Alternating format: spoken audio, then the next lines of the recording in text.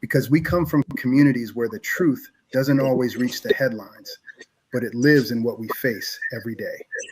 This is Changing Trends and Times, bringing clarity and context to the issues shaping our lives right now. No spin, no distractions, just real talk rooted in real impact. Now, are you ready to lean in and bring your voices into the conversation? Then, allow me to introduce to you a man committed to asking the questions that matter and breaking it down so we all understand. Your host, Charles King. Good afternoon, ladies and gentlemen, and welcome to another episode of Changing Trends and Times. They say the only constant in the universe is change. But what they don't always tell you, what the textbooks leave out, and what the boardrooms sometimes forget, is that change, real change, is not accidental.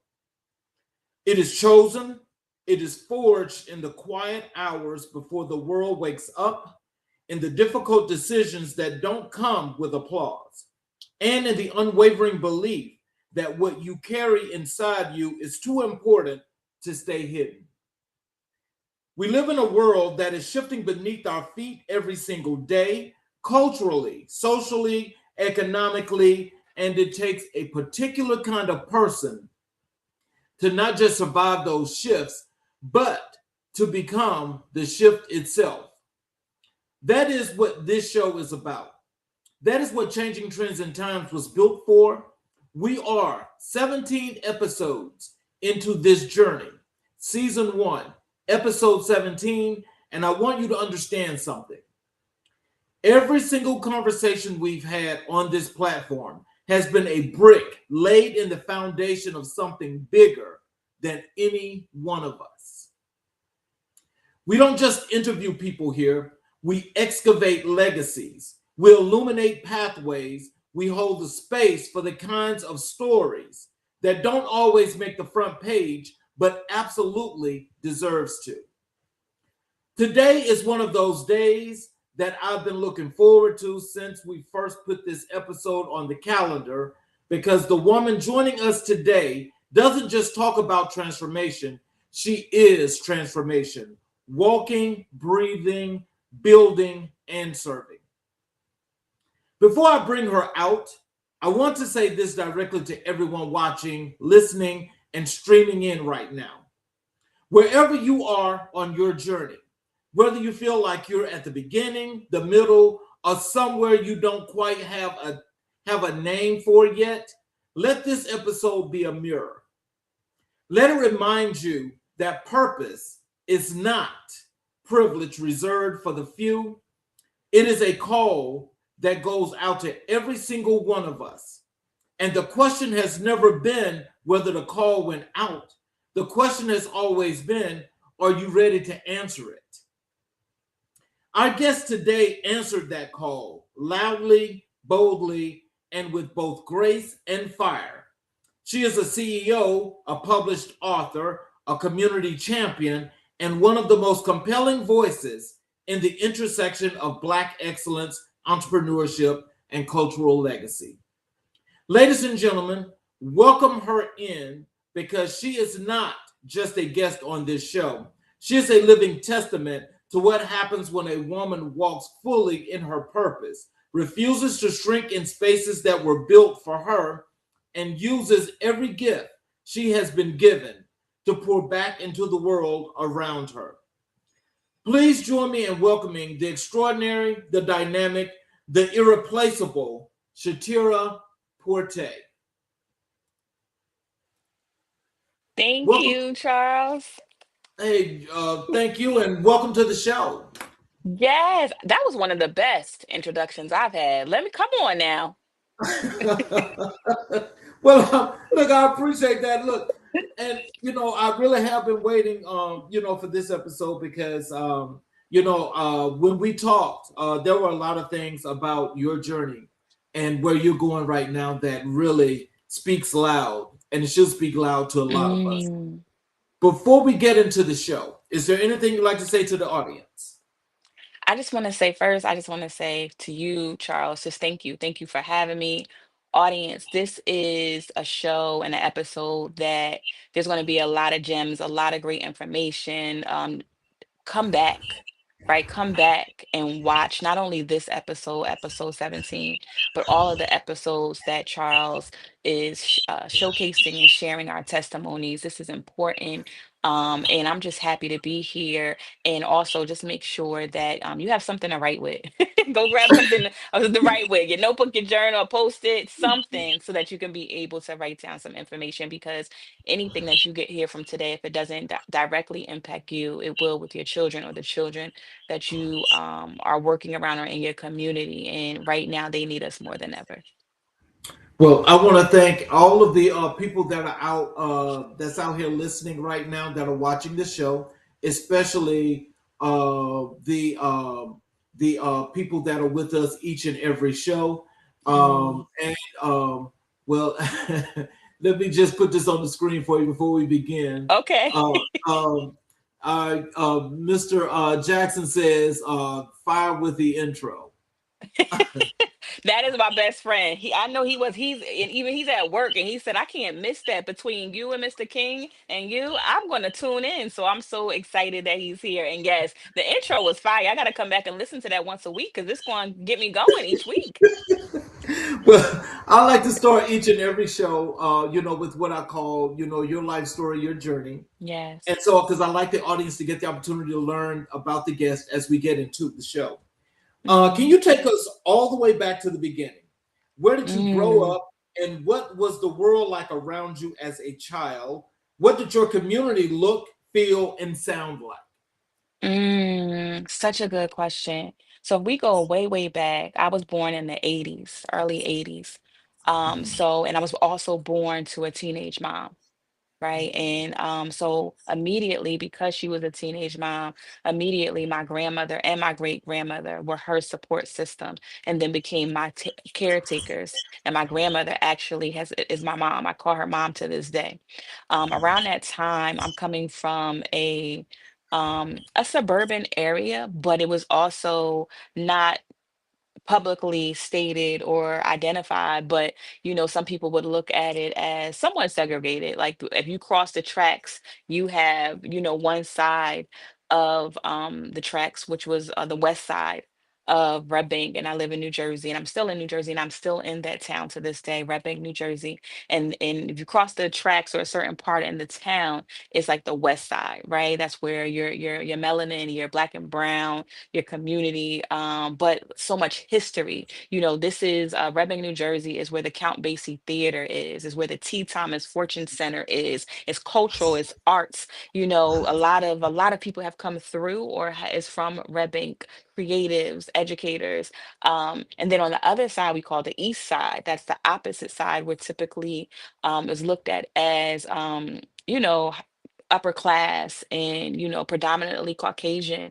And what was unique about my family is that my great grandmother had a house on both sides. So she had a Oh, wow. house, yes, she had a house on the east side. And then she had her house, which was a boarding house where she took in, clients, we called them, but they were our family members of older, elderly people who were Caucasian. And they lived with her and she ran that boarding house. And then we lived around the corner. I also came from a family who was a Baptist family, so church was every Sunday. And we volunteered. We were ushers. We sang in a choir. We went to Bible study. Went to all of the things, Mr. King. All of the things, and also what that was going around. You have that, there was drugs, right? There was partying, it was having fun. And in my family and around our community, I saw that. But at the same time, I started to pour myself into school. I wanted to be a pediatrician or a teacher growing up. I wanted to make my mom proud. At that time, I really wanted my mom. She was young, so she was out partying in the streets and having her time. She was also someone at straight A. She was in ballet, but she, got hooked on to the streets. And I wanted to make her proud. So I felt at that time, I thought that if I got straight A's and did really, really well and be like her, that would, kind of like stop, her addiction and being able to kind of like come back home. But around that time, I dealt with also, colorism as a young girl as well, whether it was like just seeing comparison of my skin being darker than my brother who had a lighter skin, just what was going around. But at the same time, I also was loved and we played together. This is when we was out on the streets and we played kickball and cheerleading and rode bikes and stayed out and collecting lightning bugs and the soda bottles. So I don't see that much with the kids outside as much as it was when we were coming up. We played together. If we fought, had an argument, it went away in an hour or two or the next day and we came back together. So it was very much so community. Everybody knew everybody's children. Everybody knew, like, if I went up the street and I wasn't doing right, I'm gonna go home and call your grandmother, get home now. So it was that really that community feeling that we had, that I feel like I don't see my son currently, who's going to be 18 in a couple of months, with that. But it also, no matter what we went through, I truly believe around that time taught resilience, perseverance, excuse me, and even being around single, hardworking, or widowed Black women taught me this level of strength that I didn't know I had until I became a mother, until I became, older now. I didn't see that. I was shy. They used to say I used to hide around my grandmother's leg and not talk. So I had to deal with some self-confidence issues. I had to utilize being able to say my voice. But I was a really, really studious student, really, really well. And then when I got to middle school, I started having a hard time. So, who were the people in your early life, family members, Mm-hmm. neighbors, elders, who planted Mm. seeds in you even before you knew what those seeds were for? Yeah. So if I started with my home, my mom still planted a seed in me, just like I used to call her like a hustler. Like she just, I'm saying, no matter what life threw her, she was able to survive and she didn't crumble, she didn't crush. Even with her lifestyle, even like the hard time she had, she was just always moving and doing what she had to do. And she made sure that she planted us in an environment with my grandmother, my great grandmother, family, knowing that we were going to be protected, even if she had to do what she needed to do. My grandmother, my great grandmother, I would say comes next. Still to this day, my great grandmother, she had passed in 2019, but my grandmother, who I call mom, has been so instrumental in how I am as a mother, how I am as a woman, working hard too. I realized getting older, though, there were some things I realized getting from that I had to change because I became so independent that even at a time, sometimes it's hard to receive help because you're in this survival mode and you are protecting your household. And I also watched women who around that time, women weren't able to at a certain year be able to buy a house, right? I saw my family, women buy houses, have property, right? Be able to able have to have entrepreneurship, entrepreneurship, being able being able to to um have the boarding home and different things like that, being able to show us with having money, saving, financial literacy in the different ways. And then even though my dad wasn't present in my life as much, my uncle, who stepped up and is out about family and tried to do the best he could to be able to be a role model. He worked for the post office.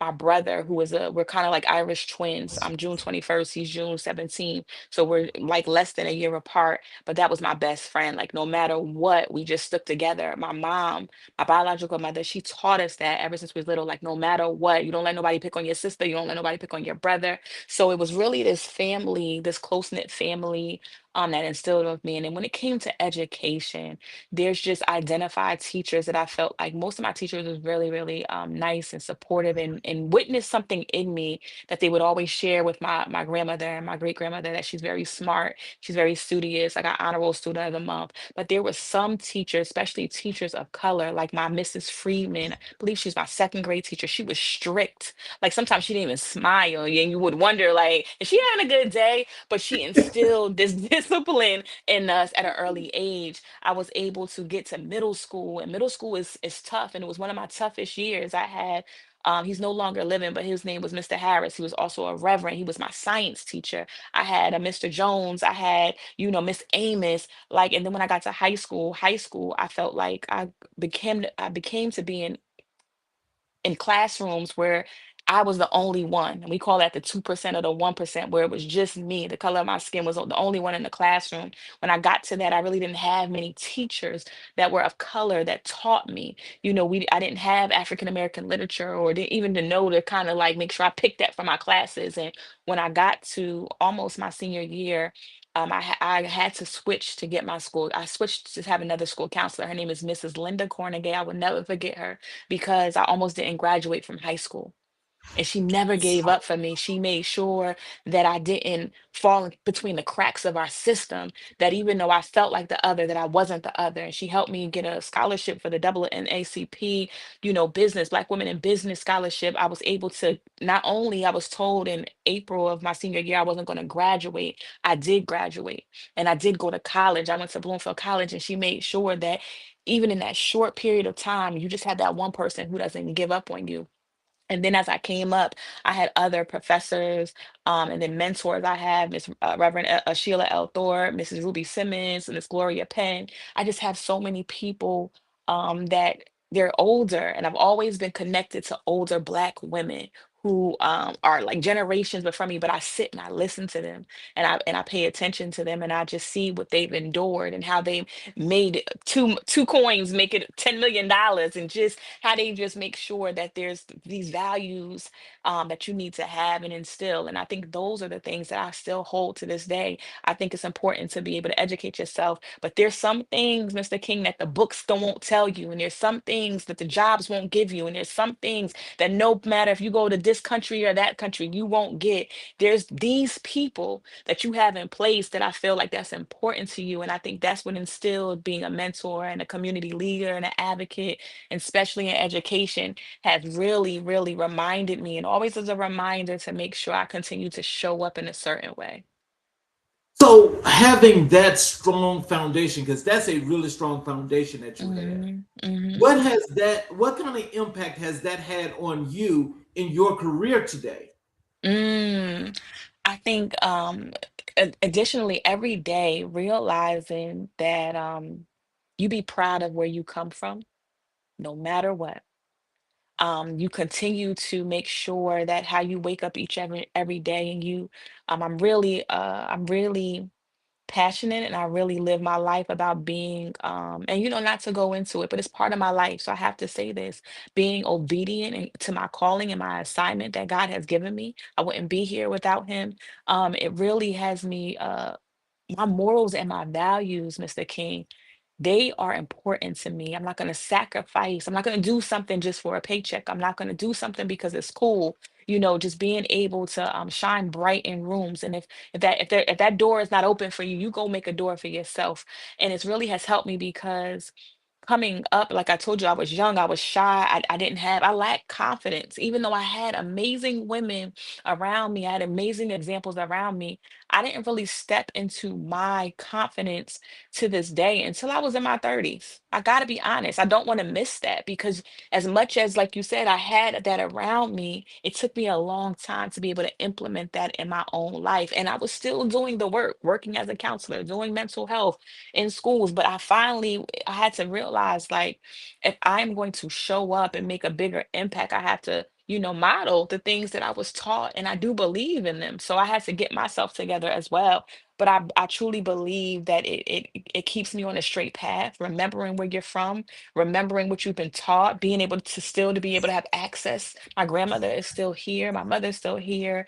Mrs. Penn, Reverend Thorpe is still here, Mrs. Simmons, they're still here, and we still have those conversations. And I think always remember being a student, always making sure you can go to them and ask for advice, and listen, and also don't think you're too big. We call this you're not bigger than the program, right? But you got skills, and you're dope, and you're all of that, right? But at the same time, like, if you're continually trying to make an impact and you learn and grow, you go to those people who instill this to you, and you check in, and you tell them what's going on, and you listen, because they're going to give you constantly gems and tools to help you move forward.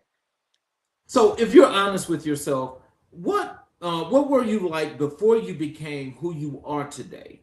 What parts of that younger version of Mm, yourself do you still carry? okay, so Mr. Kent, you getting all the tea. So my youngest son. My younger self, oh my God, I was a firecracker, a fire pistol. I had the biggest attitude at times. Um, wasn't patient. I wanted it now. Um, I mean, word on the street, I was spoiled, but that's just people talking. I just feel like, but really bright, and really smart. I think to this day, very smart, sharp. You give me something, I'm going to work on it. I'm going to thrive. I want something more all the time. I'm a workaholic. That has stayed with me all the way up until there. Sometimes I have to tell myself, all right, we need a break. You got to take a break. But I think the work ethic piece, working hard, also being kind to your neighbor, being loving. I think that's a lot of what people would say to me. Like someone I met recently at a conference, and he said, "You were just so nice. Are you like this all the time?" And I was like that when I was a kid. I really was nice. Even if people treated me not so nice or took advantage, I didn't let that taint my soul or make me cold. I still wanted to be a good person. I do believe I'm a good person. I believe I'm a loving person, and I like to help. So those are the things that I feel like are still stuck with me today, that I don't look at as a negative. I look like as something I'm proud of, to still be able to say I have that today. Let's talk a little bit about your work as a CEO and your entrepreneurial journey. Hmm. Um, Walk us into the world as a CNO. Your world as a CEO. What do you lead, and what's the driving mission behind your Mm, organization? The why that keeps you going, even when the work is hard. mm. The why that keeps me going, I'll start there first and then I'll kind of go backwards. The why that keeps me going is empowerment and impact for our young people. That is what drives me each and every day.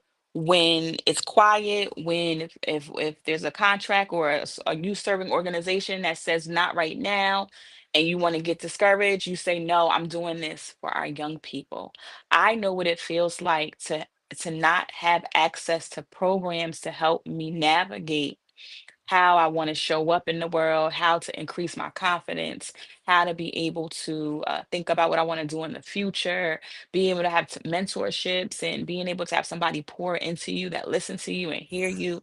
So what's my why and my driving mission is to be able to be that somebody, be able to be a mentor, and like how a Miss Linda Cornegay was for me, like how Miss Simmons and Reverend Thorpe, how these women, how they are for me, being able to be a role model for our young people to be able to listen to, get questions and feedback to. As a CEO and a founder of School Counselors on Wheels, we are the driving force about going into youth serving organizations. So that's your school districts, your after school programs, your churches, your communities that really have young people, and being able to say, let us partner with you, let us work with you to be able to provide additional programs and resources for our young people to help them be socially, emotionally, mentally, and academically successful, to make sure that our students are not also being academically, athletically proficient, but also saying we want them to be able to thrive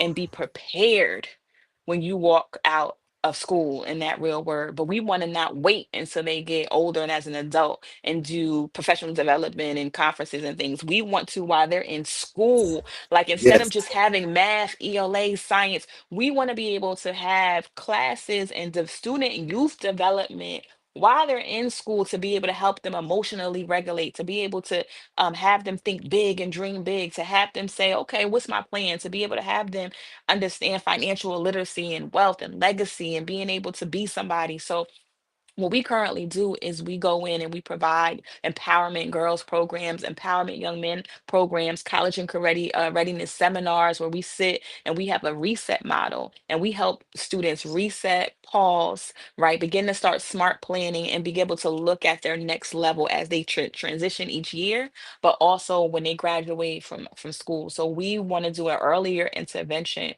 where we work with students as young as kindergarten all the way up to college, where we are helping them be able to think bigger, um, act bigger, but implement daily, whether they in school or not, how they want to show up and do great things when they get older. Well, there's a few comments here in the chat. I'm Okay, gonna put those on comments. the screen, and Okay. you're able to respond to these Okay. if you like. Okay. Um, there's that one there from Corey. Empowerment Yes. and impact. Hmm. And here's Sebastian saying hi.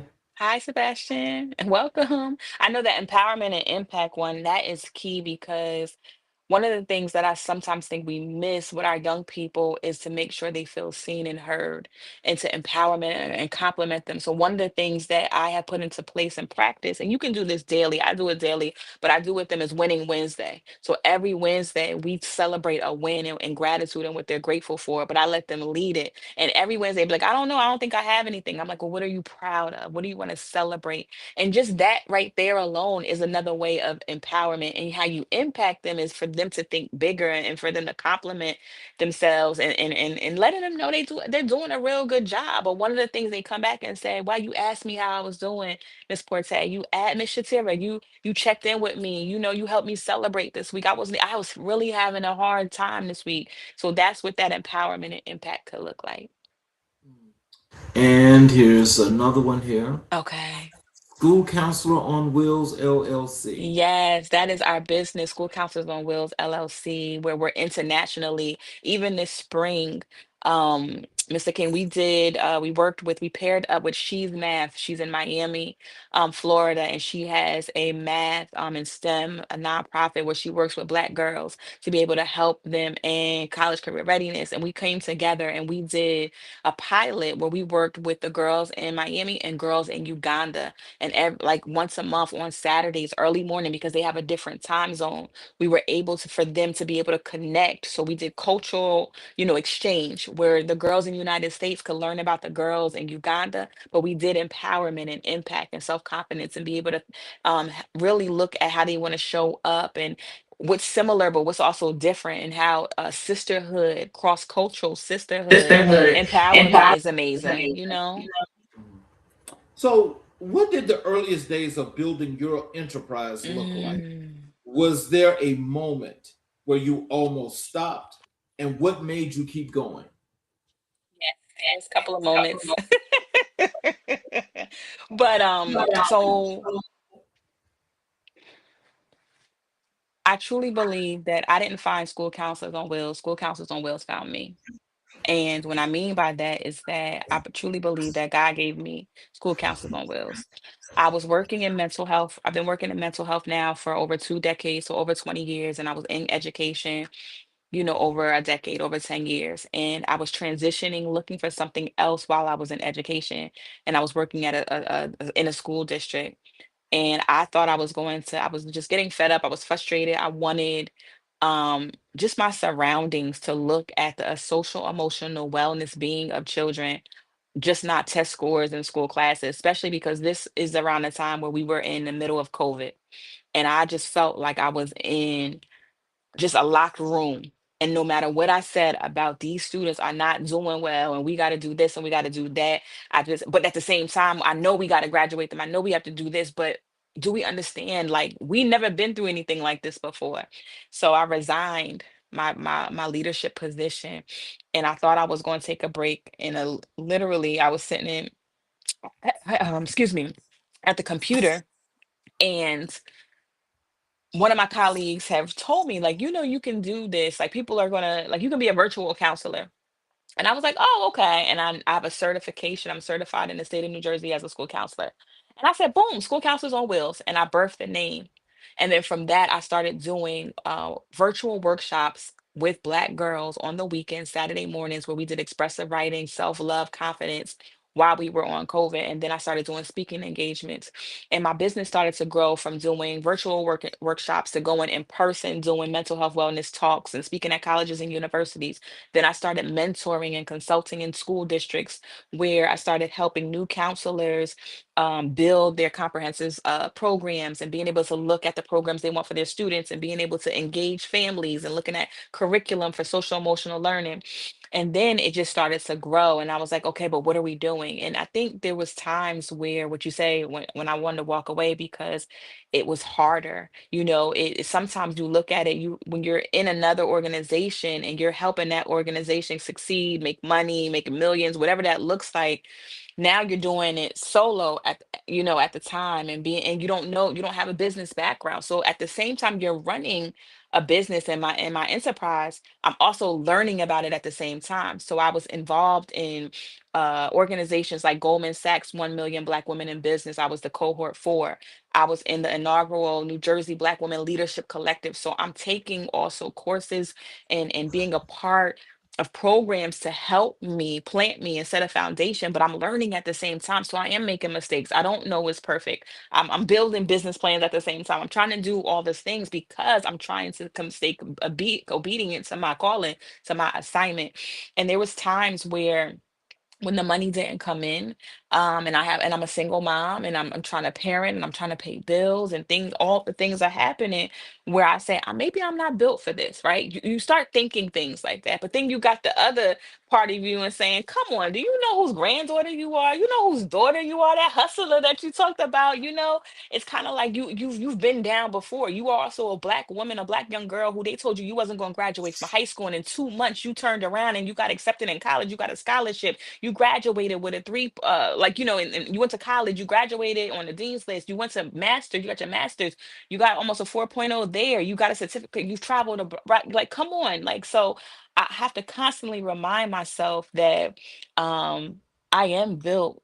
And I'm a unicorn, and I'm in that part of that. My coach and mentor, Dr. Erica Jordan Thomas, we call her Dr. EJT. We are that 2%, and it looks different for us. And you just got to work hard. But I think sometimes, like I said, when you're back up against the wall, or especially now, I think we talked about it a little bit, where you see there's like a financial economic crisis, or where it's harder for Black women to kind of lead or get funding, or get yeses to certain things. It's hard, and it makes you question and say, is it worth it? But every day I remind myself about the little Shatiera and where she came from, and all the other little Shatieras and the little Mr. Kings that's coming up that need somebody to show them what's possible. Is why I keep going, Mr. King. But it's tough. I remember in 2024, I almost walked away for good. And I remember I was reading this book. My mentor and coach, Dr. EJT, she gave it to me. It's called The Calling by RHA Goddess. And it just talks about how you show up for yourself and what you're supposed to do. And I remember having this breakthrough, and I was crying, and I said, okay, God, I'm gonna get in the passenger seat, and I'm gonna let you lead me, and I'm not gonna walk away from this business until you tell me something different, but I'm not going anywhere. And from that, I kind of did a shift and started to really just pour into it. And I just continue to show up and do what I gotta do for our young people. So, as a black woman in executive leadership, what specific barriers have you encountered that Mm, others in the room simply did not have to face? And how have you navigated them without losing yourself? mm. I think initially, one of the things too, I should have said earlier, that I think I had to be more strategic and intentional about is that two things that come to my mind when you ask me that question. The first is when I first came in, because I was thinking about the financial aspect of running an enterprise and a business, was saying yes to everything. Like every opportunity that came, whether it was aligned with my business or not, my morals and values, I'm really good at that. I never compromise that. But I'm just saying, like, if there was things that maybe I wasn't doing, but I could do based upon my resume, but I wasn't operating in my, zone of genius, but I was just doing things because I'm able to do it, I was saying yes to. And I felt like that I was chasing, opportunities and situations that I feel like maybe if some people came in a room that didn't even have that experience that I'm looking for, because they know somebody that knows somebody, they might get the opportunity. But for me, I don't, or I have to jump hoops and do all these other things to be able to even get a chance to be looked at, or get my file, or my business, whatever the case may be. And I felt like that was harder, to saying yes to everything, and I wasn't happy. I realized I'm not happy doing all this, and this is not exactly what we do here, right? So I have to kind of look at what are we, let's stick to the program. And I think the other piece, um I would say, is just making sure that you don't shrink, your worth and your value. And when I talk about that, I do mean that literally, like to make sure you stand tall, you shine bright, you're visible, you talk about your business with as much pride, and you have others remember you. But at the same time, um, just because you get a no doesn't mean you have to go back and change your price, or you have to make sure you have to be a cheap, you know what I'm saying? I think just knowing your self-worth essentially, and that's what the programs that we do in general. But I think those are the two things in executive leadership I had to just say, okay, this is what this is. We're looking at the market research. We see what we do. We operate from a high level of excellence in student experience programs in person. There's this is why this is the way it is. So don't shrink that, and don't minimize that, and don't change that. And I think once I was able to make sure that I stood tall in that, and move forward in my business, those are things that I realized that, you're going to get a no, and maybe that's just not your customer, your client, or the person that you're supposed to be with. But then also you look at your receipts and you see, right, that there you do have good work, and you do have people that work with you, and you just keep going. So those are I think the two things that early on, and even still, I'm always making sure that I don't let that make me fold, when it comes to my business. Um, how would you describe your leadership philosophy? What does Shatiera Porte believe about how people should be led, developed, and valued? Mm.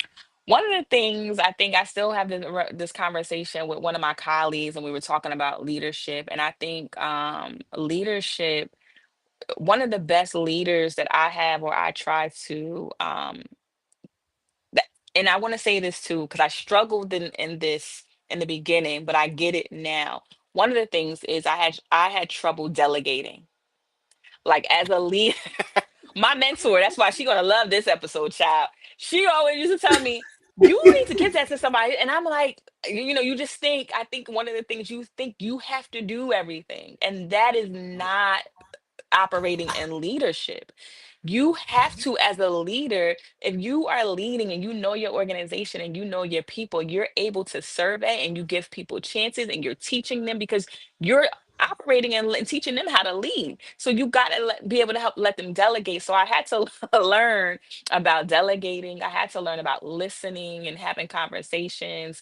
But I think that was a big, big, big one for me. I also, um, really, I think one of my other hardest lessons that I had to get clear on immediately, because I saw it affect the business, was to make sure that as I'm leading, and as I'm delegating, to make sure that the people that I am leading and delegating in are looking up to me and listening to me, and I'm making sure that they are clear about what they need to do. I realized that, and if they don't have everything that they need, then I'm also making sure I'm empowering them to advocate for what they need to be able to do their job, but also having systems and things in place for them to be able to thrive and be successful. So one of the things that we talk about all the time is making sure I constantly am looking at, if we're saying we want to do this, and want to produce these outcomes, do we have everything that we need to be able to do those? Like seriously, you know what I mean? And sometimes we don't. We want to be able to do this, but you don't even have a working system. You don't have a working computer. You know what I mean? So really just making sure that I am equipping, not only myself, but the team to be able to have what they need, so that we can be able to sustain, we can be able to function. But to me, to make sure our students, our young people are going to be successful, and be successful from our programs. Wow. As you mentioned that delegation part, I want you to know that that's a struggle for me. And Mm, so, can you tell me, but after you went through all of this and you realized this, and you had your mentors telling you how to do that, how did that make you feel as the actual leader of your organization to be able to delegate, to mhm. teach, and to train these people? So, both in a 9 to 5 and now in my business, it was hard. I'm still navigating that, but I'm not as but so initially, I'm going to be honest with you, Mr. King. When I heard it, I thought it was an attack. I thought initially, when they're talking about that to me, like I'm not doing a good job, and that you're trying to take something away from me. And I was very territorial over. my assignment, knowing that I was overwhelmed, overworked, had too much on my plate, right? And then I'm talking about that. And then when they come and give it to something, I'm like, well, no, I don't want to give it to nobody. They're not going to do it the way I'm doing all these things, right?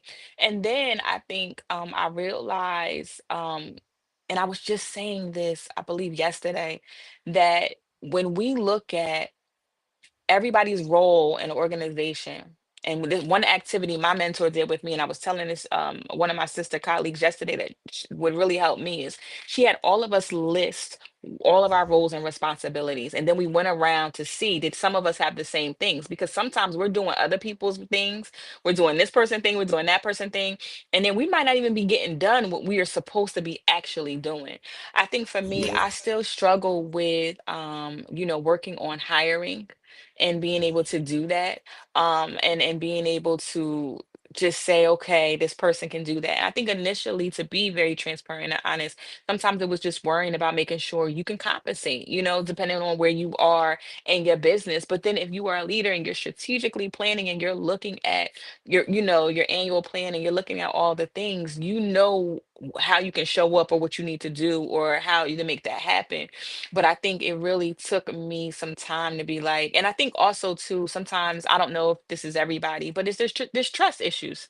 There's trust issues. And knowing that you still got to go in there and hire people or tell them to do stuff, even if there might be a chance they don't do it perfect. They don't do it like you, or you might have to get somebody else to do it, but you have to go in knowing that and be very well okay with that, because if you're sharp, you're a leader and you know how to pivot and be resilient, you know what you have to do. So maybe have somebody on a retainer, have two backups, you know what I'm saying? Like if just because, but that when you don't do those things, you're not only procrastinating, but you're procrastinating, in your business and in what you're trying to do. So it's tough. It's tough though. I'm still working on it. So let's talk about your work as an author. Okay. When did you first know you were a writer? Not Ooh. someone who wanted to write, but someone who had to. And what was the moment the pen became necessary? Oof, such great questions. I always was writing when I was in school. Love to write, love to do my work. I would even at home get grab notebooks and just write, like write my name, draw, just write. When the pen mattered, I would say when I was going through my tough times, going through my tough times after middle school and friendships and self-esteem and high school and not liking myself and all these things, journaling. That's when the pen started mattering. I started to journal. I started to be able to try to, and we called them diaries back then. They don't call them that anymore. But we would go and I would get the diaries that had the lock with the key, and I would journal and I would write my thoughts and just have a place to get things out. And I think that's when it mattered, because I felt like sometimes people don't understand me, or nobody's gonna understand. So when that started, that helped me get my thoughts out, or writing letters and different things. And I think I came back to that, especially during COVID, where we couldn't really do as much. And I was just dealing with so much. As a service professional, I still had to go in to the building to work in the school district. So I still was dealing with so many things. So journaling, I picked it back up and started writing. And from there, I wanted to tell my story. So, but also while I was trying to tell my story and I was journaling and writing, I was going through a healing process myself. I was in therapy, I was journaling, I was trying to figure things out. And I wrote my book called I Forgive Myself for Forgetting Myself. But it was hard for me, I think, to kind of finish it and go through the process. So there was uh the publishing of my book is from 13 and Joan, and Audrey O'Day. She has a company and she did writing retreats, and I went there and I was like, okay, let me try to write this book, but I was struggling. So she was like, well, do it your way. Like, how do you want to write it? So what I started doing was taking my phone and just recording myself and then letting it Oh, wow. record and then transcribe it into the Word document, Google Docs, and then we would go back and edit it. And in 4 days, I had my manuscript of my book. I forgive myself for Wow. forgive just by just doing that, instead of keep trying to type on the computer and getting distracted. And I was like, wow. And then that was 2021, and then it came out, 2022. But it's a self-help journal, and help book to help those of us who sometimes, especially in our communities, Mr. King, we don't want to go talk to anybody. Our business is supposed to stay our business. Some of us, we don't write because we feel like writing is a homework. So it was just prompts or questions that I asked myself during my hard times that I put in a book for us to be able to say, what does this look like? And right after you have the question and you can write, there's a prompt and there's an affirmation right after to be able to just encourage you and fill your cup back up. But then writing, I write every single day. I write in my notebooks just about the things I'm doing each day. In my workshops and for my students and my young people, I incorporate journaling and expressive writing because I feel like sometimes before we ask maybe hard questions or big questions, let's give some time to think about it. So I always tell them kind of like do a brain dump or a heart dump to be able to express themselves. But I think it really mattered when I was able to just be free about how I felt, and I didn't have to worry about somebody looking at me weird or wrong because I felt the way I felt. Well, let me put this on the screen for you. Yes, yes. I forgive myself for forgetting myself. We are available through Amazon, Books a Million, Barnes and Nobles, and then there's other platforms too that I think they outsource and they get the book and they sell it. But Amazon is the fastest way to be able to get the book if you choose. So, can you tell us a little bit? Can you, if you don't mind, if Yes. you can go a little bit in depth with the title of your book? Why that Mm-hmm. title? Mm-hmm. What does it mean? Yeah. So I forgive myself for forgetting myself means so much. It's two parts. The first part I think that I masked, and it means a lot, and I was doing it, but I think I used it at the time because I was working during COVID and was a service essential worker showing up as a service provider. We typically we show up for everybody else and we put ourselves last and we don't show up for ourselves. So I feel like I was doing all the things for everybody else and I wasn't taking care of myself. And then I started to go backwards from that moment of COVID and started going back. And I was like, well, this is not just COVID, right? Even when I was working in the school system and education, right? I'm looking at like, I remember getting sick. My Mr. King, from my hips down to my ankles, I lost feeling in my legs except for my knees. And I went to the doctors and they didn't know what it was. And we did all these tests, right? And I did the body scan. I went to a neurologist. They did the pins and needles things to test. I did blood work. Everything was normal. It was stress and not taking care of myself. And I realized I wasn't eating like I should. I wasn't going to the bathroom like I was going needed to go. Not too much TMI, but I'm just letting you know it was just always on the go and always just showing up, doing everything for everybody else. And I realized that I was forgetting about me. I was forgetting about me. And my mentor, Reverend Sheila L. Thorpe, she told me, she said, if you drop dead in this office, they're going to pick up your body and wheel you out, and somebody will replace you immediately, right? So let me tell you, Mr. King, you know me, the young virgin. I'm like, what is she trying to say? They don't care about me being dead. I'm missing the point because I'm not getting it. Just like when she told me about delegating, like I wasn't trying to hear it. And when she said that, that never left me. I went home. I was upset. I was like, why did she say that? They don't even care. They just get somebody else with. They're not gonna come to the funeral. I'm thinking about the other stuff and not the message, right? Mr. King, I'm not thinking about the message. And when I thought about that, I was like, "Oh, I get it. I'm not taking care of myself." So then I started going even backwards. All I was like, "Okay, I haven't. When was the last time I got my physical?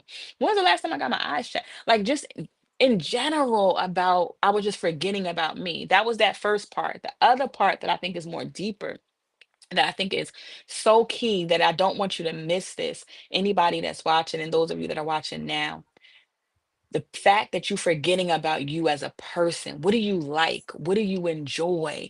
Like I could not tell you. People were asking me like, well, what do you like to do for fun, or what are you happy about? I could not answer questions that typically you may think is simple. I wasn't, because I wasn't even thinking about that. I didn't even know what makes me happy.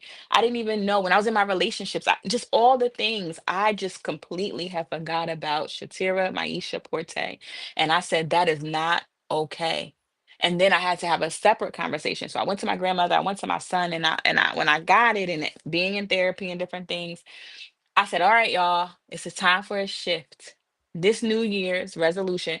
And I remember after that, I never did a New Year's resolution after this, but I started doing my word for the year. I told myself, I'm going to focus on me. I got to put myself first to be able to show up for you, for my son, and for the family. I said, and I don't want you to think I'm being selfish. And I said, this is self love. And that's when it really started happening. So, just the book is just a reminder of, are you checking in with yourself every day? Do you know what you like, right? Are you happy? If you're not, what's going on? It's really being present in your own body, in your own mind, and in your own heart about what is working and what's not working. And then realizing, what do you need to change? Like doing your own, I call it inventory checklist in the book. Really do taking an inventory of people, places, and things, yourself, and what do you need in this moment? Do you need to take a break? Do you need to eat? Do you need to rest? Do you need to just pray? Do you need to go on vacation? Do you, whatever it is? And it's really just remembering who you are, what you need on a day to day. So, what themes live at the heart of your written work? If someone had never read a That's good. single word you've written, how would you describe what your work is really about? That is so good, Mr. King. I would say what always comes up, the moral, the message behind everything is to not give up. Keep going. Take care of yourself. Celebrate yourself. Um, it's interesting. With me and one of my good friends, one of my best friends, we were talking about feeling inspired and motivated, and people around me was saying that they're not motivated or inspired by anything, and that to me is like diabolical. Like, I'm like, what is going on with y'all? Like, who are you around? What's going on? Like, you're not motivated? Like, it blows my mind to this day. Like, I'm upset about it. But I think it's just the undertones of my work is always going to remind you that you matter, that you are important, that you, no matter how hard it gets, don't you give up, you keep going. And that's really what it is, just reminding self that you are important, and really celebrating who you are, and that you have something to give, and you just got to keep going. I really do not like when I hear people just not trying or want to give up. I just feel like, come on, you got more to you. You wouldn't be here. You have a gift. Somebody's waiting for you to do something with that. So I'm really like passionate about making sure people, operate in something that's like they're calling, or that's just motivated, or they find something that they're happy about to be able to do each and every day. Take us inside your writing process. Where do you write? When? Hmm. What does that sacred space look like? And how do you find your way into the work? That is so great to ask. My writing is in a journal and notebook. So I'm not a type on a computer. I'm not take your phone out and text in a app or a note. If I use the phone, it's like audio. Even my best friends know. I'll send, instead of a text, Mr. King, I'm sending you an audio. It's like an audio book because it's not short. And I'm telling you what's going on. And I'm talking to you as if we're on the phone. But as far as my writing process, it's a journal. I used to go out like maybe once a month and get three or four, or order them online. But I have notebooks where I journal. And it looks so, usually in the beginning, it was just um carving out time daily, picking a time during the day, where you would write. And I even joined Project Right Now. It's a organization, a nonprofit organization that I also was a writing facilitator for. But they would have a morning pages. It was 7 a.m. Monday through Friday, where we would get on Zoom like this, but we have our notebooks, and we would just a lot of hours worth of time to write whatever we wanted to write. That helped just be able to get disciplined and being able to see what that looks like. And when you write, it's just whatever your thoughts are, if something's on your mind, if something comes up, if you're writing a book.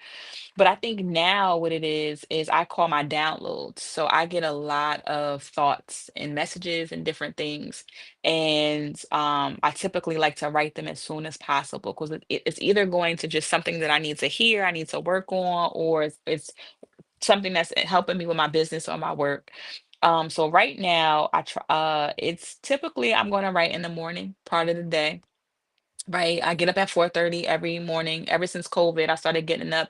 I'm not sure if you heard, I forget the gentleman's name, but it's called the 5 a.m. Club. And it was this gentleman who started the 5 a.m. Club, where they said that most people that get up and they start operating their day at 5 a.m., they get things done. Most of the things they get done for the day is by 8:30 a.m. And it really sets a tone of, like, successful people by getting up early and getting things done. And then I started, because I'm a high achiever, started saying, well, I'm gonna get up at 4:30 a.m. So ever since then, I've just been getting up at 4:30. So typically I get up, I pray, I journal. I have a daily word that I read every day, or I write. But writing also helps me not only express myself, but it just gets, I'm somebody that the thoughts are constantly running through my mind. I'm a visionary. So it helps me be able to write. So, and then sometimes I'll write in the night if something comes up, but now I keep a post-it or my journal in my bag with me everywhere I go, because that's how amazing it is for me to get these downloads I call that I need to write. But I think I started, what helped me is to stop worrying about if I'm spelling the words right or making it as formal. And then it's a tool. So it's just kind of like my best friend that's with me, that I'm utilizing the writing process. Wow. So with your journals, because you say you use a journal. So Yes. what if like if you have, like, let's just say, three journals that you use to write your book, Yes. Yes. which means that you've already got your master copy. Do you like Yes. just keep them together, bound in like a safe space? Hmm. And if so, what does that mean for you as you continue to write? Right. So I have my books, and my book, my I Forgive Myself for Forgetting Myself, is a book that you can write in. So I tell people that you can purchase this book and use it for career, personal, relationships, and you can go back to it and just see your journey and kind of check off, or if there's areas that you didn't finish. It's like a resource. My books and journals, I have so many, most of them that I feel like I'm not, I call it my unfinished business, work that I did not complete or I'm still working on, or I got to get back to, they are still visible or I have access to. So they're somewhere on the shelf, or there's somewhere in, like, a bag that I have, my journal bag, where I can kind of go through those things. And then there's some where I looked at and I'm like, okay, I'm gonna keep this. I'm not gonna utilize it right now, but I'm gonna keep this. And then some I have maybe looked at it and highlighted it in keywords to be able to put it together for. I'm working on a second book. But I think it's good to be able to go back for two reasons. Even if you're not going to write a book, it's really good when you are healing and you're going through that process and you've overcome that hump. It's great to go back to that to see how far you came from, because it's your testimony and story. I also feel like when you don't have the words to articulate and you have a journal that you have with you every day, and you do go to seek help, or you need help. Like, sometimes we don't know how to say it. The journal might be a reference to and be like, wait, I think I talked about that, and be able to share. So I really think, because sometimes our memory, I don't know about yours, Mr. King, some people memory is a little foggy these days. So I think in the journal, I think the journal helps to be able to, keep up with the day to days of your feelings, your emotions, wins, celebrations. I also tell people to keep a win journal, where you just writing down every day what went well, or whatever that looks like. So but typically, like I said, I have two next to me right now, and they have different purposes. And then sometimes I'll have one that's a journal just for God. Every day I'm just journaling and talking to him. And then if I feel like he tells me things or things, I'm using it there. But I have right now probably two active journals I'm writing in, and one that I'm going back reading within the last quarter to see if there's anything in there that I need to make sure I follow back up with. I love that. I love that. Hmm. That is, I mean, that's just being on top of it. That actually helps it for a lot of people. That Yes. helps organizing. That keeps Yes. organized. I Yes. mean, I really do like that. Yes. Um, every author has something they most want readers to walk away feeling after the last page. Mm, What is that feeling, that truth that you most want to leave in the hearts of your readers? mm. I think the thing that I do in conversation and with readers and in the book is just it's just reminding. I think it's a confidence, increasing confidence in self, and just believing that you are enough, even if things are lifing right then and there.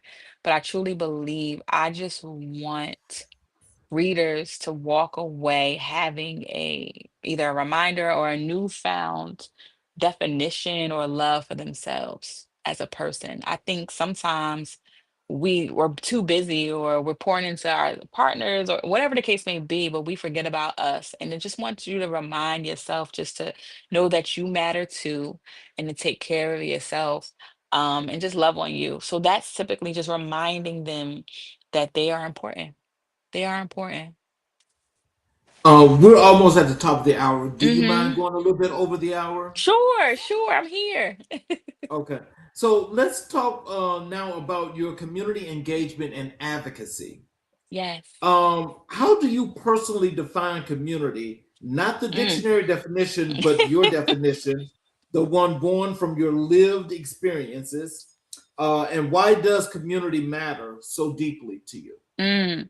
Listen, my community, when they watch this child, they're gonna be like, she's community. I should have a t-shirt that say I'm community because I community matters to me.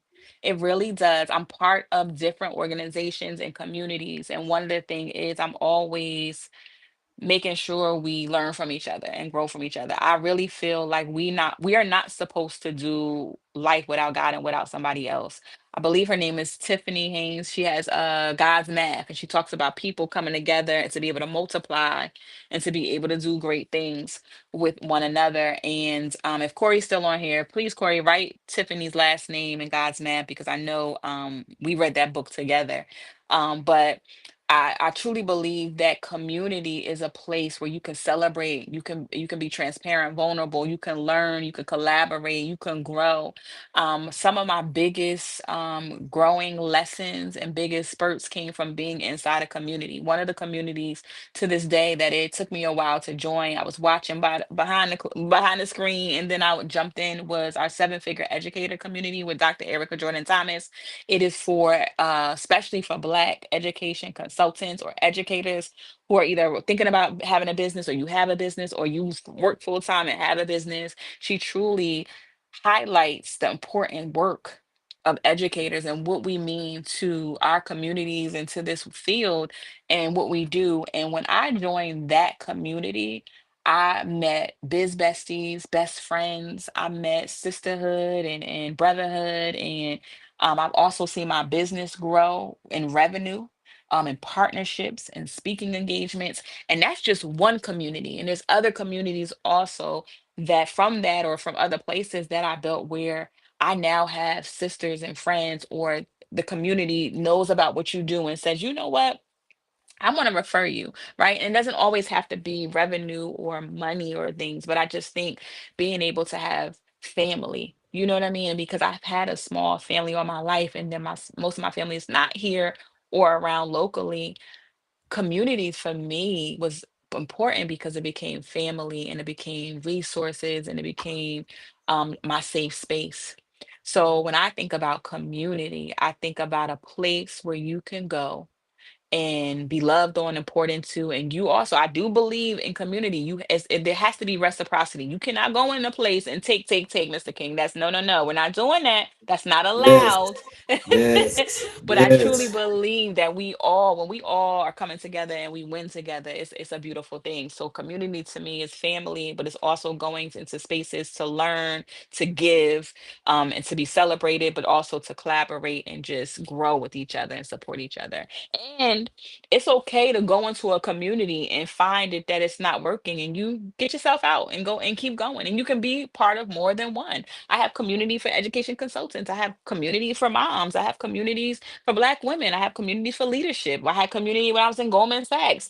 You can, and community seasons can be over, or you can still go back to. But to be honest, anyone that is listening and watching, if you do not have a community, please, that's your homework this weekend. And then come back to the YouTube and then come back to the YouTube video, baby, and type it underneath. I got my community, or go on LinkedIn and tag me and Mr. King and let us know you got community and what's the group, because it's important. I truly believe you are not supposed to do life alone. And some of y'all just like, I can do it myself. Okay. Okay. Go get yourself some community, please. Here is put this on the screen for you. Okay. This is in the comments. Yes, Tiffany Haynes. Yeah, she's so good. She talks about it. She's on Instagram. I found her on Instagram, but she met, I forget the other young lady she met, and they came together and they did God's math, meaning like one plus one coming together and being able to, and now they are killing it across the world. So I truly believe community is an amazing thing to be a part of. So, which specific communities have you poured into most intentionally, and what drew you to serve those particular people in those particular places? Mm. So I have started some of my own community. So I'm a mentor for new counselors and I have mentees. So initially back in COVID, I started my Courageous Counselors and it was for school counselors across the world for us to come together and to be able to learn from each other. And through that, I continue to build relationships and I have mentees and just school counselors who are new in the field, and especially women of color. So Black school counselors who are either internationally providing services or currently in the US. And I feel like that is one way that I feel like I am giving back to be able to, because I didn't have that safe space, you know what I mean? To have being a part of a community of Black women who were school counselors that could, pour into each other and kind of see how that works. So I was able to create that through my business and be able to connect, especially with school counselors, and continue to be like a mentor and a support system. One of the communities I feel like I show up definitely, and they show up for me, is the seven figure educator for the educators. So if you are an educator and you are looking for a community outside of your district, outside of where you live, and you want a safe space, come join us. We actually going to be in ATL in Atlanta. The week of September 8th, I think, but the 9th, 10th, we're going to be in Atlanta with Dr. Erica Jordan Thomas. She's celebrating 5 years. Come on and join us. You can get your ticket. You can find her. I think other communities that I've been a part of, like I said, was the Goldman Sachs 1 Million Black Women in Business, New Jersey Black Women Collectives. I'm part of the NAPSE, so the National Black Educators Alliance. I'm also a part of School Counselors or Association. We have the Association of International Black Educators. So a lot of it is like education, school counselor services, but then also community can be your churches and your women's groups and there's like let's say if there's a black or if there's a matcha group, sign me up. I love some matcha, like so I just right now though it's really those educate. Oh, I'm also a part of, which is really good that I love, is called the abbreviation is TCC, and it's the collaborative with Dr. Q, and she has a community that I meet with every 2 weeks where we pour into each other, and it's a community of all Black women education consultants. And what we do is we come together and we go after RFPs together, requests for proposals for education contracts and government contracts, to be able to come together and use our expertise to be able to impact our communities in a big way, but we don't have to do it by ourselves. So that's another community that's super dope. Wow. Well, look, when you get down here to Atlanta, make sure you connect with me because I definitely love Yes. to get a coffee with you. Yes, okay. I didn't know. Definitely. I'm gonna let you know right after this the dates. I'm gonna look at the calendar to make sure. And yes, and I'll be usually I'm there for I think I'm coming up there on a Tuesday or Wednesday to that Sunday or Monday. So definitely. And this is from Mr. Jackson. That's here in the chat. Mr. King, that's somebody that you need on your episode. I'm telling you, he gonna remind me my notes because I be going so fast, like Sonic the Hedgehog. So he'll tell me like Look, it's always good to have that plus one. yes, it is. Tell us about an initiative, a program, or a movement that you have either launched or supported Mm, that you are most proud of. What was the need, and what did the work look like on the ground? I love it. I love it. Oh my goodness. That would be our girls empowerment program. That's a program since I started school counselors on wheels, but it was a program I know I needed and I didn't have much of, especially with young girls coming up, and then even girls today, the social media issues or arguments or different things that they're dealing with, self-esteem. So the initiative that we started was our young girls empowerment program since our existence of 5 years. that has been a program that every year we have provided services for in school districts, organizations. That's important. And it's our Blossom Within program. And we help young girls blossom within themselves, like mentally, emotionally, socially, academically, to make sure that they're just growing and they're able to, some of the things include being able to make healthy decisions, being able to identify their self-worth, increase their confidence. And I think that's so key, especially for young women, because as women, sometimes, we're told to shrink, or sometimes we are told to not be too much. And I think in our Younger Ladies program, you can be you. You can have your natural hair, you can have your locks, you can have, be proud of where you come from, the culture, your background, your history, just wherever you want to be when you grow up. And I think that's what's really, really important, an initiative that we take pride in, to be able to empower young girls and our young guys too. But that initiative just been so powerful, to be able to let them know their voice matters, they matter, and that they could be anything that they want to be. What gap did you see in the communities around you that no one else seemed to Mm, be feeling? The gap that made you say, if not me, then who? mm. I would go back to because growing up we had like the athletics, and that was big. But I would say two gaps, but I definitely would go back to say first is the definitely the girls empowerment program and empowering the girls. I don't remember having or seeing that where they primarily focused on us, empowering us in that big of a way. And I felt like that was important. And I think that would have also helped me as I was navigating middle school and high school. And then the other piece of that is that college and career readiness gap, just making sure, I think for me, my grandmother, because she was working several jobs and trying to take care of us and different things, she may not have known what was available to us to make a decision about college or career, technical education, or a pathway. So when I became a school counselor in the school system, I think in being able to remember that it was kind of trying to make sure that I could expose or provide as much resources as I could to boarding schools, college and career, dual enrollment, study abroad, EOF programs, right? Like just different things that we may not always have access to or know what it even means. And I think the second piece was just making sure that our young people, before they leave and graduate high school, they were able to identify their, I call it define their destination, but identify what they want to do and how they're going to get there and what is out there, like scholarships or resources and internships, or how to set yourself up for success, to be able to do that. So I feel like those are two programs that I feel like I'm working to close the gap. And what we do here at School Counselors on Wheels, it's called closing the student readiness gap. And it's making sure that our students are ready and prepared to be able to shift so that they can continue on their journey. And I think that readiness, being prepared and being ready, people have a different definition of that. And I think just getting a diploma, just going to school, there's more than that to getting ready, and there's this like exposure and some skills, like, right, some soft skills, some communication, problem solving, decision. There's skills also with that I don't necessarily see that our young people have spent as much time as I think they should, while they're coming up. Okay, and Mr. Jackson just put this Hmm. here in the chat.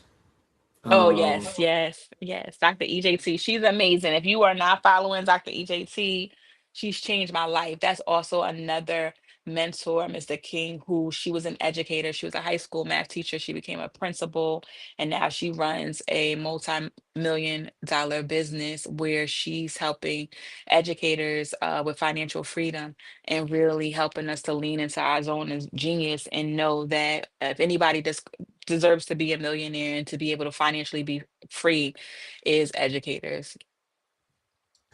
let's go over to your Black History influences. You told Okay. me that your grandmother, your great grandmother, Ruby Simmons, and Reverend Sheila L. Thorpe were the most influential Yes. persons in your life and career.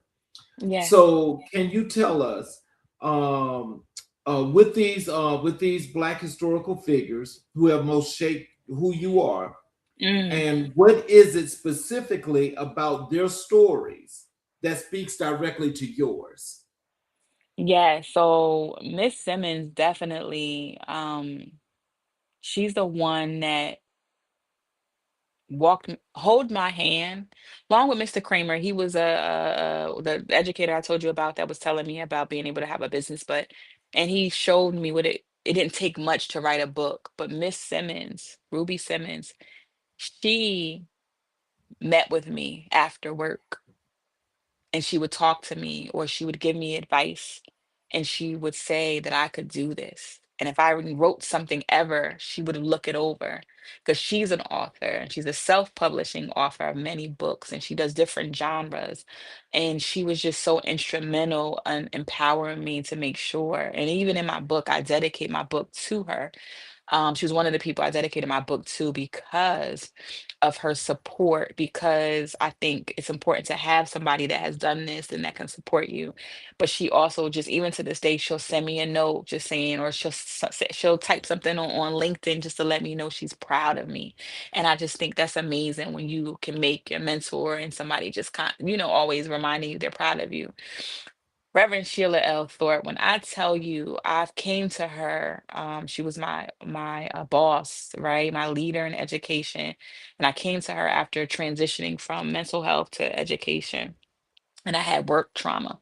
I was coming from environments that did not uplift Black women. So when I came Mm. to her, yeah, it was rough. And when I came to her, I came to her for a job and to really get out of the situation I was in. And I think even be having I would say those last, let's say 10 years or so of work trauma and defeat, I lost seeing my own value and contribution to any place. So when I interviewed with her, the interview was more of a conversation, and she helped me also realize and reflect on where I was at up until I sat in front of her office. And even if I wanted to give up, she never would allow me to. So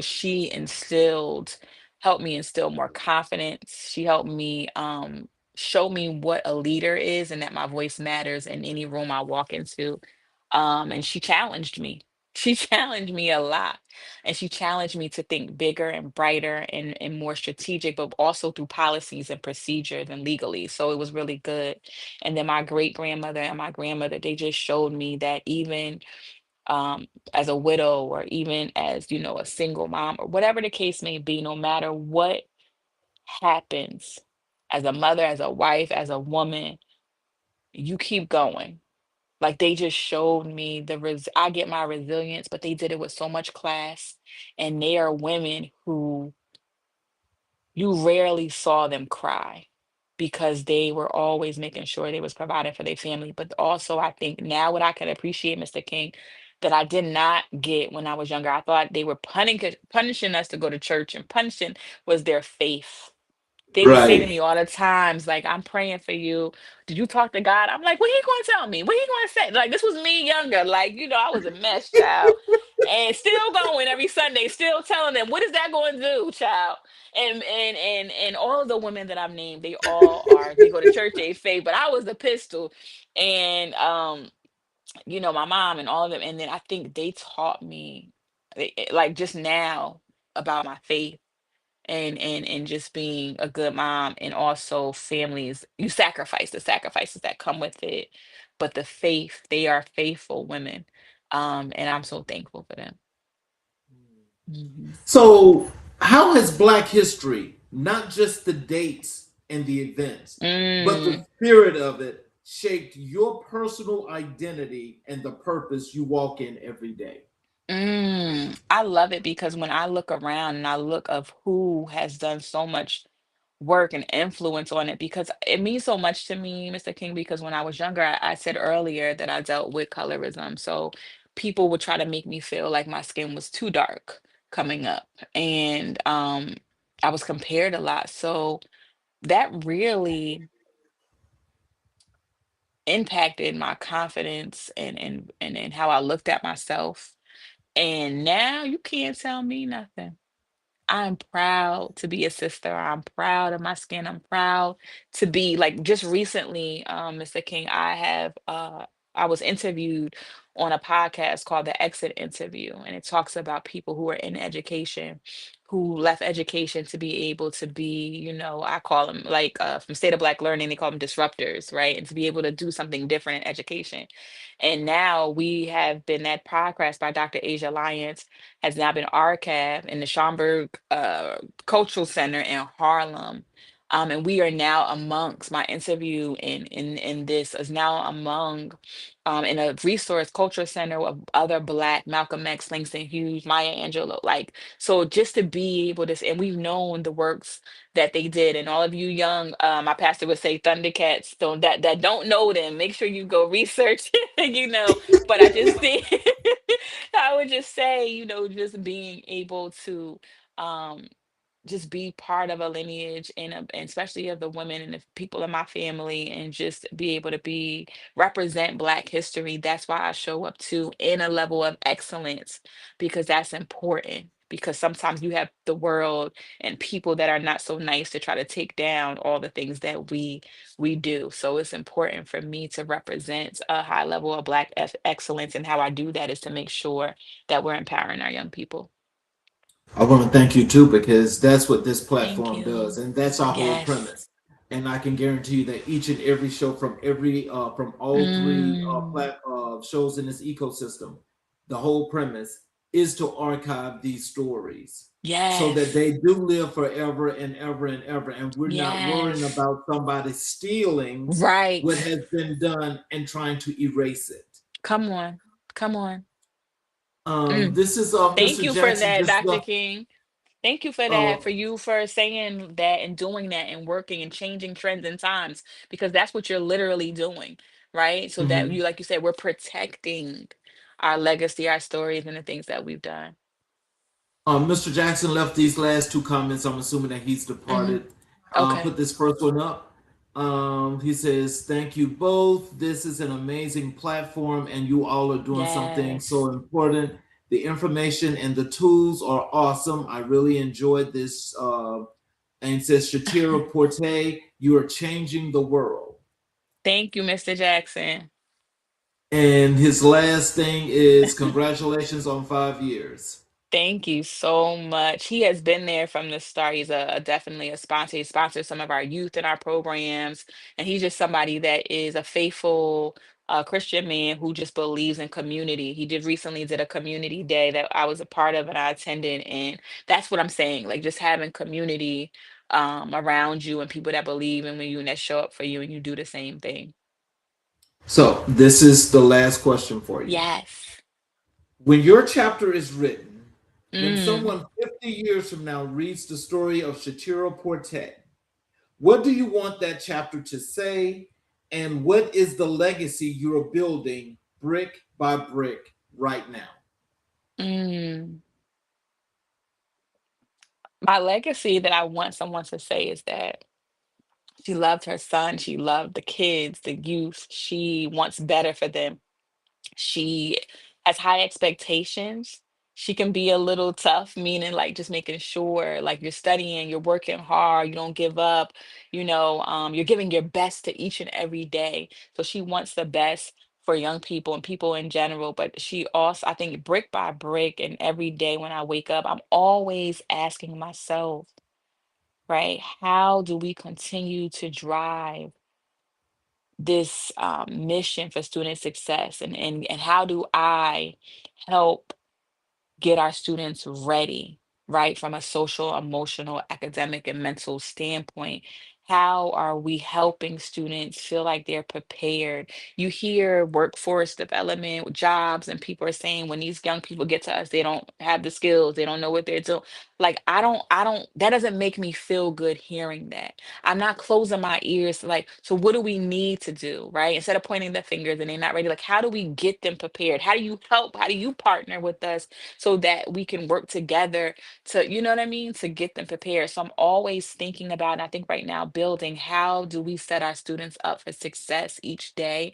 And what do we need to teach them? And I truly believe what we're building in School Counselors on Wheels are programs that are youth development programs that are outside academics. And I truly feel like there needs to be classes as young as they start that builds all the way up, that helps with youth development, that focuses on a soft skill or some type of decision making skill, like other than your math sciences and on all the things that they're required to. There's other things where that they're taking as well.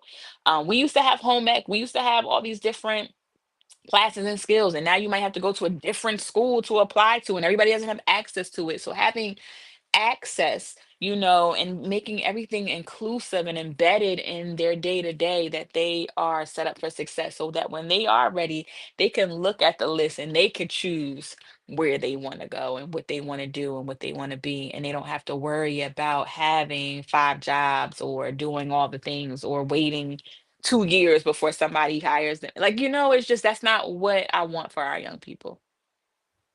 So, what are some words of wisdom and encouragement you have for our audience as we're getting ready to close? Mm, How they can connect with you via your social media, go to your website, purchase your book. If you want to mhm. tell them about more projects, all of that good stuff. Yes, yes.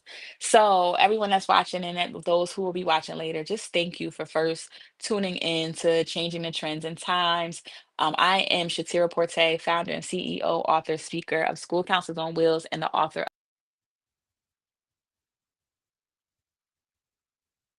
of I Forgive Myself for Forgetting Myself. You can grab that. Um, One way you can be able to reach me is you can be able to reach me on LinkedIn, Instagram, or Facebook, or you can email me at schoolcounselor.onwheels.com, school counselor singular on wheels.com. And I would just say, as far as you continue to build community, and you continue to just the environment around you, continue to just pour into a young person, encourage them. One of the things is I know what it feels like needing to have somebody to encourage me. Whether it is, and maybe you don't have, I know a lot of us, we don't have the capacity or the time, but even the wise words. I think having a young person be seen and feeling seen by someone and giving them an advice to say to keep going. Ask them today, what win are you celebrating? But just try to just pour into the community. Donate to your local organization, your schools. Reach out to School Counselors on Wheels. We're always looking for someone to adopt students in our organization. And what that means essentially is we want to continue to be able to internationally and locally and in state to be able to continue to provide programs and services to kids to make sure they're set up for success. So I would just say continue to pour into your young people. You can reach out to me by emailing me, and then we could always set up a call to be able to talk about, how you can support us and the youth and the organizations that we are providing services to. Things that are coming up. I just got back from two conferences, but I am going to Atlanta in September to the Seven Figure Educator. Um, Live event. I'm also going to be going to North Carolina for a women's leadership conference I'll be speaking at, and I'll be in Utah in October for a conference that I'm speaking at as well. So I am an empowerment, motivational, youth empowerment, and educator empowerment speaker. So if you are looking for your next key speaker, please don't hesitate to reach out. Before I do my Yes, closing, I've got yes, a comment here from this young man here, yes. Brian Zion. He was a guest on the show, and Mm, I want to tell you that you didn't leave your email, but I really would love for you and Brian to connect. yes, You guys are in different parts of the country. He's in Florida, I think, and I know you're in Jersey. But he is definitely one of those great educators that is also making some change. And I think that you guys should I get love the that. opportunity to connect. I love that. He's right because typically the way world language is presented, and I've seen it as being a school counselor, is it's kind of like I'm gonna tell a quick story too, because when I was coming up, my choice of furthering my language and development and coursework was Spanish. So I started in middle school and went to high school. I only know numbers and colors. I cannot have a conversational converse or kind of a conversational conversation with it. And I'm not happy about that because of all the years that I took the course and wasn't. But what he's saying is, I think now we see it as world language is presented as meeting the requirement that is supposed to be for the graduation. And it's not maybe necessarily something that could be like I'm saying, a skill that I think that my son, I tell him all the time, I want you to have a dual, be dual language, have another language. So I think you're certainly right, Brian, and we need you to be able to continue to, as you said, this message here on this platform. Make sure you continue to scream it from the rooftops on your platforms and just continue to get that message out there, because it is a requirement, to graduate in some college and university, but sometimes people are just meeting that requirement. So when they go to the college level or continue, they may not be continuing to, learn about it. And I think you're right. It is something that's really necessary, especially around these times today. So for those of you that have been with us this entire time, I appreciate Yes. you, Yes. Thank and I'm you. so thankful that you guys are here. And I hope that you guys got a lot of information, Yes. but also a lot of knowledge as to how to move and to build your Yes. community. And Yes. so, in closing, Mm. what a conversation! Um, what a gift! There are episodes that entertain, and then there are episodes that change something in you, Mm. that expand something, that leave a residue of truth that you carry with you long after the screen goes dark or the audio fades out. Yes. This was one of those episodes. Everything that Shatiera Porte'e brought into this space today, the honesty, the vision, the fire, the grace, that Mm. was not performance. That was a woman who has done the work, paid the price, and earned the right to speak with the kind of authority that Yeah. only comes from actually living it. Yes. I want to honor her specifically because what she shared today was not easy to share, and she shared it anyway. That is what leaders do. They open themselves up so that others can find their own opening. Shatiera, on behalf of AMIBW Media Ecosystem, the entire Changing Trends and Times family, and every single person who Mm. watched, listened, and received today, thank you. Thank you for being exactly who you are, without apology, without performance, without dilution. The world needs more of what you are carrying, and I am grateful, Mm. genuinely grateful, that you chose to carry it here with us today. And to everyone in our audience, I need you to hear this as you close out this episode. Whatever trend is moving around you right now, whatever shift is happening in your industry, your family, your community, your own spirit, you're not a Mm. passenger in that change.